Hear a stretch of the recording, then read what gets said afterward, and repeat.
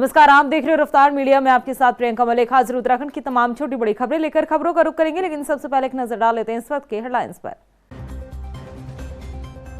अग्निशमन सेवा सप्ताह कार्यक्रम में सीएम धामी ने की बड़ी घोषणाएं। अग्निशमन विभाग के लिए 71 करोड़ रुपए का बजट जारी, 4 जगहों पर फायर स्टेशन खोलने का ऐलान।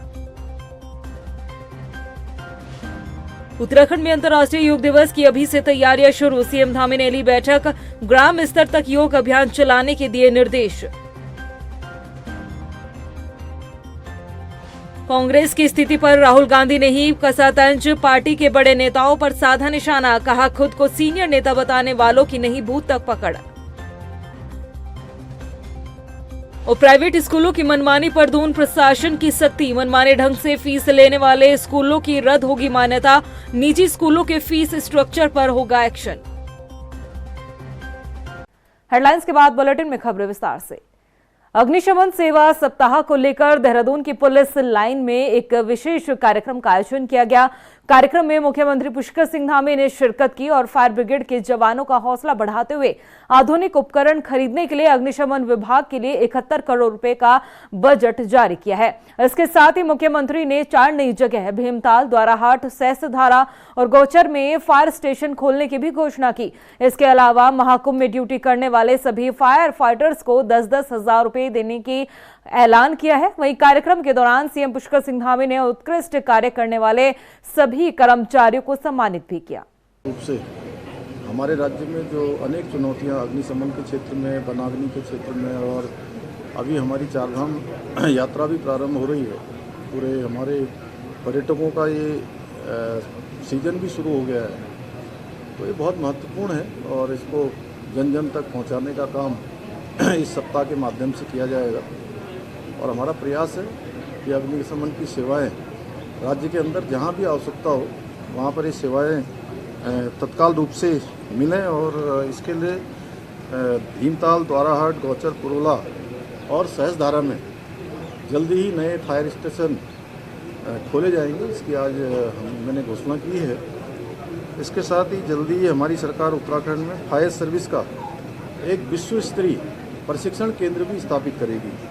और प्रयागराज में जो हमारे यहाँ से फायर सेवा के जवान ड्यूटी पर गए थे महाकुंभ में, उन सभी को भी प्रोत्साहन हेतु 10-10 हजार रुपये की धनराशि देने का भी प्रावधान किया है। कि इस समय अग्निशमन की जो एक व्यवस्था है, भारत सरकार ने उसको आपदा नियंत्रण का एक अभिन्न अंग अब मान लिया है। मतलब फायर सर्विस कोई स्टैंड अलोन अब व्यवस्था नहीं है। ये हमारे राज्य का जो आपदा नियंत्रण एक योजना है, जो पूरा सिस्टम है, जिसमें SDRF है, जिसमें फायर सर्विस है, ये उसी का एक अंग है। और उसी प्रकार हम लोग तालमेल से आने वाला जो सीज़न है, जो चुनौतीपूर्ण रहेगा अग्निशमन व्यवस्था के दृष्टिगत और बाकी तैयारियों के दृष्टिगत, तो उसमें फर्स्ट रिस्पॉन्डर्स के रूप में अग्निशमन और आपातकालीन सेवा, SDRF, राज्य के जो आपदा प्रबंधन की टीमें हैं, और खासकर जैसा आपने कहा जो पुलिस की टीमें हैं अपनी, ये सब आपसी तालमेल से जो है इनके लिए अलग अलग जगह चिन्हित की गई हैं और सभी अपने चिन्हित स्थलों पर तैनात रहकर कार्य करेंगे। मुख्यमंत्री पुष्कर सिंह धामी ने 21 जून को आयोजित होने वाले अंतर्राष्ट्रीय योग दिवस की तैयारियों को लेकर बैठक ली, जिसमें उन्होंने ग्राम स्तर तक योग अभियान चलाए जाने को निर्देश दिए हैं। उन्होंने कहा है कि योग न केवल हमारी प्राचीन परंपरा है, बल्कि ये आज की जीवन शैली में संतुलन और स्वास्थ्य का प्रभावी माध्यम भी है। आपको बता दें कि उन्होंने अधिकारियों को सभी विद्यालय और महाविद्यालयों में योग शिविर लगाने के साथ प्रतियोगिता आयोजित करने के भी निर्देश दिए हैं। कांग्रेस की स्थिति को देखते हुए अब कांग्रेस के अपने ही दिग्गज नेता पार्टी को आईना दिखाने का काम करते हुए नजर आ रहे हैं। जहां पहले मल्लिकार्जुन खड़गे ने इनएक्टिव नेताओं को घर बैठने की सलाह दे डाली थी, तो वहीं अब राहुल गांधी ने अपने ही नेताओं पर जबरदस्त तंज कसा है। रिपोर्ट देखिए। कांग्रेस की स्थिति पर राहुल गांधी का तंज, पार्टी के बड़े नेताओं पर साधा निशाना। राहुल गांधी का बयान, खुद को सीनियर बताने वाले बूथ तक नहीं जीत पाते। कांग्रेस को एकजुट करने के लिए आजकल पार्टी आलाकमान एड़ी चोटी का जोर लगाता दिख रहा है। कांग्रेस में लगातार बैठकों का दौर भी जारी है। कांग्रेस की स्थिति को देखते हुए अब कांग्रेस के दिग्गज नेता ही अपनों को आईना दिखा रहे हैं। जहां पहले कांग्रेस राष्ट्रीय अध्यक्ष मल्लिकार्जुन खड़गे ने पार्टी के इनएक्टिव नेताओं को घर बैठने की सलाह दी, तो वहीं अब कांग्रेस सांसद राहुल गांधी ने भी पार्टी नेताओं पर निशाना साधा है। राहुल गांधी ने कहा कि कुछ बड़े नेता खुद को सीनियर बताते हैं, लेकिन वो अपने बूथ तक नहीं जीत पाते। ये टिप्पणी कांग्रेस पार्टी के उन नेताओं पर तीखा प्रहार माना जा रहा है जो जमीनी स्तर पर प्रभावी काम नहीं करते और केवल अपने पद का दावा करते हैं। उन्होंने इस दौरान ये भी संकेत दिया कि पार्टी में 20 से 30% लोग बीजेपी से मिले हुए हैं, जिससे कांग्रेस की स्थिति कमजोर हुई है। वहीं उत्तराखंड में कुछ ऐसे नेता हैं जो पार्टी के सीनियर तो हैं, लेकिन चुनाव के दौरान कुछ खास परफॉर्म नहीं कर पाते। लोग 2-3 दिन के लिए आ जाते हैं, बाहर आ जाते हैं और सीनियर नेता चला जाता है, वो गायब हो जाते हैं। मगर इनके पास सचमुच में कोई पकड़ नहीं होती कि सीनियर नेता बने घूम रहे हैं मगर बूथ नहीं जिता पाते हैं। तो हम उन लोगों को स्ट्रेंथ देना चाहते हैं जिनकी पकड़ बूथ से है, जो लोकल हैं, जो जनता की जो समस्याएं हैं, जनता की जो इश्यूज हैं, जो उनको उठाते हैं। उत्तराखंड कांग्रेस प्रदेश अध्यक्ष ने राहुल गांधी के बयान को लेकर कहा कि उत्तराखंड में जो ऐसे नेता हैं जो ठीक से परफॉर्म नहीं कर रहे, उनकी रिपोर्ट बनाई जा रही है और आलाकमान को भेजी जा रही है। ये काम राहुल गांधी जी ने ये बात मंच से जरूर अभी साझा की है, लेकिन ये निर्देश उनके हमको 6 महीने साल भर पहले आ गए थे और हर चुनाव में हम हर नेता के बूथ की डिटेल्स दिल्ली भेजते रहते हैं। वो मांगते हैं तो हम सबकी भेजते हैं और ये काम बहुत पहले से चल रहा है, कोई नई चीज नहीं है। वहीं बीजेपी ने इस पर चुटकी ली है। बीजेपी प्रदेश प्रवक्ता कमलेश रमन ने कहा कि देर से ही सही, राहुल गांधी की दिमाग की बत्ती तो खुली। राहुल गांधी ने जो बयान दिया है वो बिल्कुल सही है। देखिए, देर से आए दुरुस्त आए, राहुल गांधी जी की कम से कम दिमाग की बत्ती तो खुली अपने सीनियर नेताओं को लेकर के, और आज उन्होंने इतना बड़ा बयान देने का काम किया कि जो सीनियर नेता अपना बूथ भी नहीं जिता सकते। तो वाकई अगर मैं उदाहरण के तौर पर कहूं तो उत्तराखंड के ही कुछ दिग्गज कांग्रेस के ऐसे हैं, उसमें माननीय हरीश रावत जी भी हैं, जो कम से कम आज दर्जनों चुनाव लड़ चुके हैं, लेकिन जीते मुश्किल से एक आधी चुनाव है और तमाम सारे चुनाव हारे हैं। 2027 के चुनाव से पहले कांग्रेस आलाकमान पार्टी को मजबूत करने की कोशिश में जुटा है, चाहे फिर कांग्रेस के बड़े नेताओं को उनकी हकीकत से रूबरू कराना हो या फिर नेताओं को पार्टी छोड़कर बाहर का रास्ता दिखाना हो। अब देखना होगा पार्टी ऐसे नेताओं के लिए आखिर आगे क्या रुख अपनाती है। रफ्तार मीडिया के लिए देहरादून से सुशांत सिंह की रिपोर्ट। देहरादून के प्राइवेट स्कूल अब अपनी मनमर्जी नहीं चला पाएंगे। मनमाने तरीके से फीस लेना अब प्राइवेट स्कूलों के लिए इतना आसान नहीं रहा, क्योंकि इन पर एक्शन लेने के लिए जिला प्रशासन ने एक खास प्लान तैयार किया है। रिपोर्ट देखिए। अब नहीं चलेगी स्कूलों की मनमानी, जिला प्रशासन हुआ सख्त। मनमर्जी करने वाले स्कूलों की मान्यता होगी रद्द। अगर आपका बच्चा भी देहरादून के प्राइवेट स्कूल में पढ़ता है और स्कूलों की मनमानी से आप परेशान हो चुके हैं, तो अब परेशान होने की जरूरत नहीं, क्योंकि निजी स्कूलों पर लगाम लगाने के लिए जिला प्रशासन ने प्लान तैयार कर लिया है। देहरादून के प्राइवेट स्कूलों की मनमानी रोकने के लिए जिला प्रशासन ने एक्शन प्लान तैयार किया है। देहरादून के डीएम सबीन बंसल ने प्राइवेट स्कूलों को सख्त हिदायत दी है कि मानकों की अनदेखी और फीस में मनमानी बढ़ोतरी पर मान्यता रद्द की जाएगी। देहरादून में जिन स्कूलों के फीस स्ट्रक्चर में गड़बड़ी पाई गई है, उन्हें भी अपने फीस स्ट्रक्चर को सुधारने की अंतिम चेतावनी दी गई है। अगर if they are going beyond law, if the existent laws and guidelines are being violated, then government and administration will be left with no choice but to take them to task. बता दें कि फिलहाल देहरादून के 25 स्कूलों के fees structure की जांच हो चुकी है। इनमें कई स्कूलों ने जांच के नोटिस मिलते ही अपनी फीस कम कर दी थी। साथ ही 6 बड़े स्कूलों ने प्रशासन की सुनवाई के बाद फीस कम की है। जिला प्रशासन द्वारा प्राइवेट स्कूलों में पिछले 5 साल के फीस स्ट्रक्चर को जांचा जा रहा है और जहां स्कूलों की मनमानी अब भी जारी है, उस स्कूल की मान्यता रद्द करने जैसी कार्रवाई की जा रही है। रफ्तार मीडिया के लिए देहरादून से सुशांत सिंह के साथ ब्यूरो रिपोर्ट।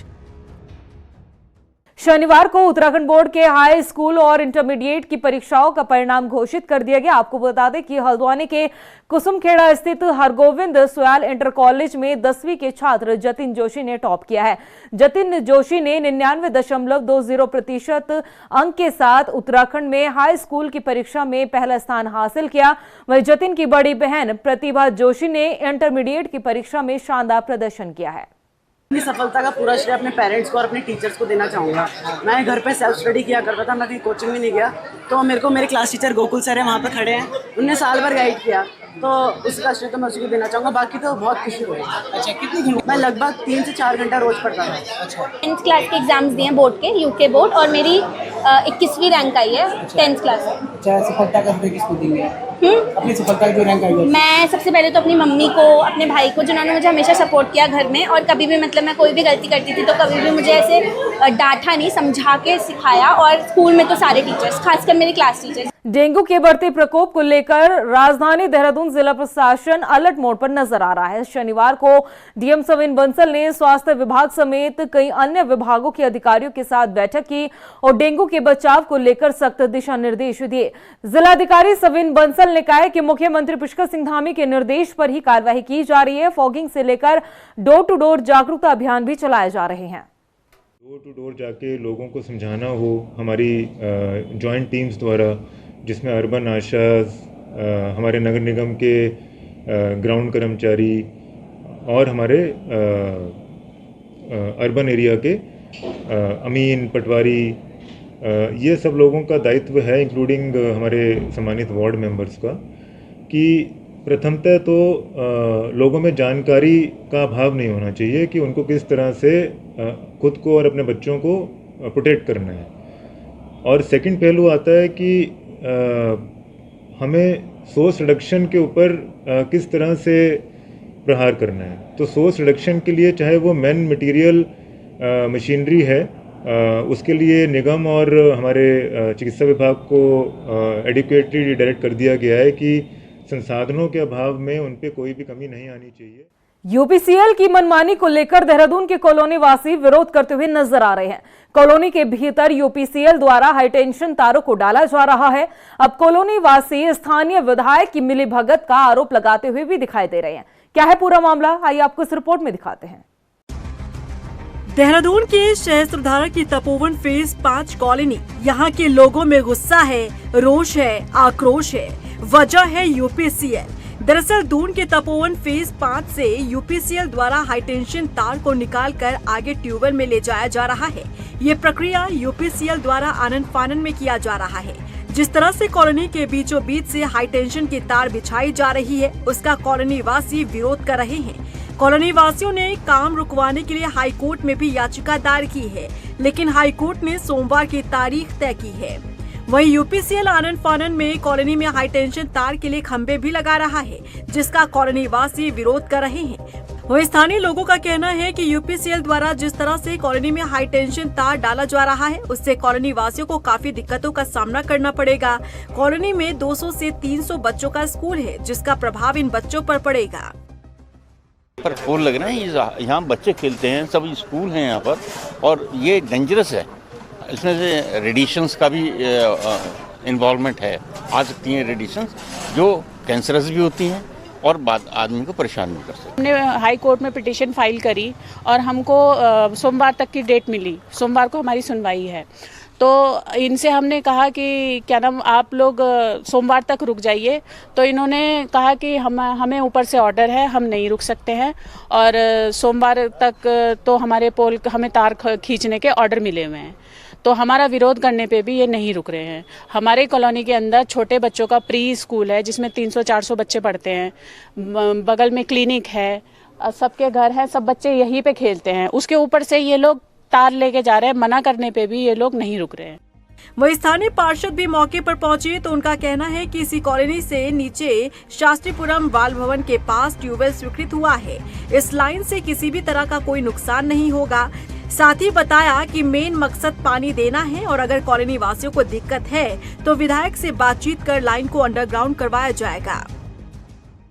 ये तपोवन इनक्लेव लेन नंबर 5 है और इसी के नीचे हमारा एक शास्त्रीपुरम है बाल भवन, उसके पास में ट्यूबवेल हमने स्वीकृत हुआ है, हमारा खुदा है। तो उसमें हमने क्या करा, हमने काफ़ी छानबीन करी कहीं की तार कहाँ से जाए। नीचे एक खाला पड़ता है हमारा अम्बेडकर, वहाँ भी हमने प्रयास करा क्योंकि वहाँ खाले में पानी बहुत आता है, तो इस वजह से वहाँ से भी नहीं जा सकी। फिर एक लेन नंबर 4 है, वहाँ से भी प्रयास करा, वहाँ से भी नहीं जा सकी।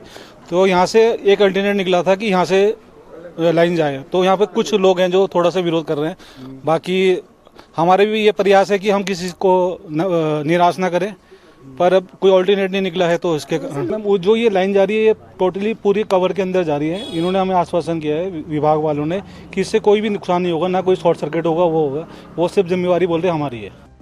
जिस तरह से यूपीसीएल अपनी मनमानी कर रहा है, तो कहीं न कहीं आने वाले समय में कॉलोनी वासियों को दिक्कतों का सामना करना पड़ सकता है। साथ ही इस विरोध का आखिर कितना असर दिखता है, ये आगे आने वाले दिनों में ही साफ हो पाएगा। रफ्तार मीडिया के लिए देहरादून से हिमांशु चौहान की रिपोर्ट।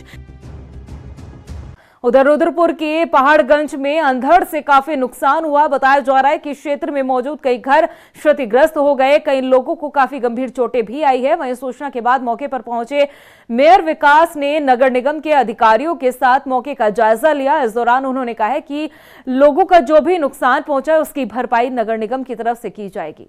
प्राकृतिक आपदा आई है और हमारे पूरा निगम यहाँ पर, हमारे नगर जी और सब लोग यहाँ उपस्थित हैं और सुबह से हमारी टीमें दौड़ रही हैं। जहाँ पेड़ गिरे थे उनको पेड़ों को हटाने का भी हम काम कर रहे हैं। और यहाँ पर हमने देखा कि 5 घर लगभग हैं ये, जिनकी टीन शेड के आने से छतें टूट गई और ये लोग नीचे सो रहे थे, तो किसी के ऊपर एंगल गिर गया, किसी के ऊपर ईंटें गिर गई हैं, तो इससे चोटें भी इनको लगी हैं। अभी मैंने यहाँ CMS हैं डॉक्टर राजेश सिन्हा जी, TMS, उनसे भी बात कर ली है।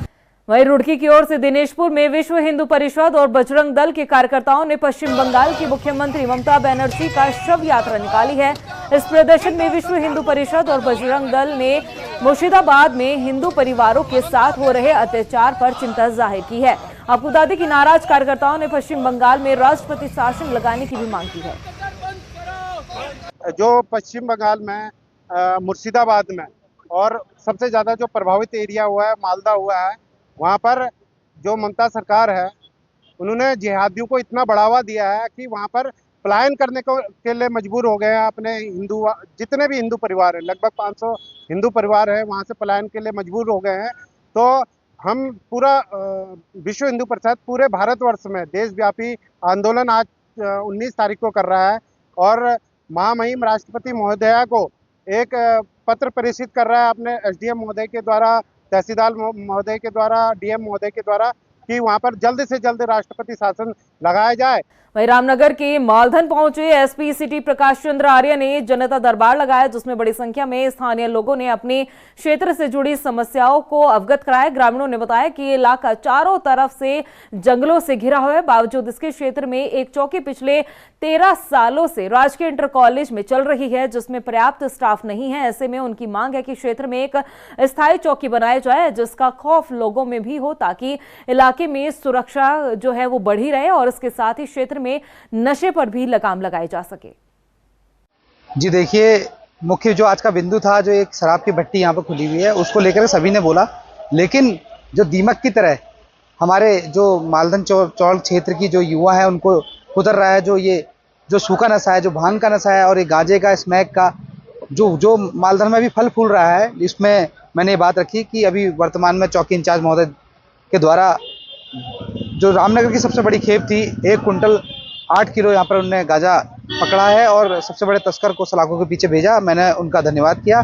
देखिए, आज मालधन चौड़ चौकी में मेरे द्वारा एक जनसंवाद कार्यक्रम आयोजित किया गया, जिसमें कि पब्लिक द्वारा मुख्य समस्या अवैध शराब है और सत्यापन है, पुलिस की कमी का भी एक सवाल आया कि यहाँ पर पुलिस कम है। महिला पुलिस कर्मियों की भी मांग थी कि यहाँ पर महिला पुलिस कर्मी भी होनी चाहिए और जनरल शिकायतें हैं, छोटी मोटी शिकायतें हैं, लेकिन वो हमने नोट की हैं और हमें उम्मीद है कि हम इसको प्रभावी ढंग से इस पर कार्य करेंगे और इसको हम दूर करेंगे। वहीं रुड़की में नगर निगम बरसात से पहले शहर की साफ सफाई को लेकर काफी गंभीर दिखाई दे रहा है। आपको बता दें कि शहर के 104 नालों की साफ सफाई के लिए नगर निगम ने 100 सफाई कर्मचारियों को जिम्मेदारी दी है। हालांकि कर्मचारियों की संख्या में और बढ़ोतरी की जा सकती है। उधर नगर आयुक्त राकेश चंद्र तिवारी ने बताया कि सभी कर्मचारियों को सख्त निर्देश दिए गए हैं कि काम में लापरवाही नहीं बरती जाए। क्योंकि अब बरसात का समय नज़दीक आ रहा है, अभी मानसून अवधि हमारी जून जुलाई से बारिश होना शुरू हो जाएगी। तो एक तो नालों की सफाई है।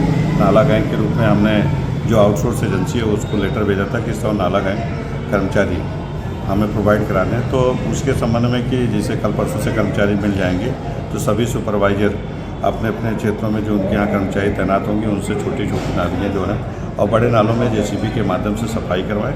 काशीपुर के प्रिया मॉल में एंटी ह्यूमन ट्रैफिकिंग यूनिट की एक टीम ने बड़ी कार्रवाई को अंजाम दिया। आपको बता दें कि यहाँ रेस्टोरेंट की आड़ में घिनौना खेल खेला जा रहा था। पुलिस ने मौके पर पहुंचकर 2 नाबालिग लड़के और नाबालिग लड़कियों को हिरासत में लिया है। फिलहाल पुलिस द्वारा इनसे पूछताछ की जा रही है। वहीं छापे की इस खबर से पूरे इलाके में सनसनी फैली हुई है। मौजूदा 2 स्पा सेंटर्स, एक रेस्टोरेंट मालिक भी अपने रेस्टोरेंट में ताला जोड़कर मौके से फरार हो गए हैं। ये हमारा रूटीन में चेकिंग होती रहती है और स्पा सेंटर में और जो कैफे बने हुए हैं इसमें शिकायतें आ रही हैं। लगातार चेकिंग चल रही है। आज हम प्रिया मॉल में यहाँ पे शिकायतें मिल रही थी तो यहाँ रूटीन चेकिंग में आए हुए थे। तो पुलिस पार्टी को देख करके स्पा सेंटर और जो कैफे वाले थे सब अक्सर तो भाग गए हैं।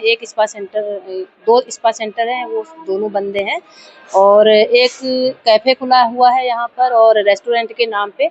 और इसमें हमने जब देखा तो यहाँ पर कई आपत्तिजनक वस्तुएं भी मिली हुई हैं और कई अनियमितताएं मिली हैं, तो इसमें हम कार्रवाई कर रहे हैं। प्रदेश की खबरों में इतना ही। फिर हाजिर होंगे कुछ और खास खबरों के साथ। तब तक के लिए मुझे दे इजाजत, लेकिन जाने से पहले एक नजर हेडलाइंस पर। नमस्कार। अग्निशमन सेवा सप्ताह कार्यक्रम में सीएम धामी ने की बड़ी घोषणाएं। अग्निशमन विभाग के लिए 71 करोड़ रुपए का बजट जारी। 4 जगहों पर फायर स्टेशन खोलने का ऐलान। उत्तराखंड में अंतर्राष्ट्रीय योग दिवस की अभी से तैयारियां शुरू। सीएम धामी ने ली बैठक। ग्राम स्तर तक योग अभियान चलाने के दिए निर्देश।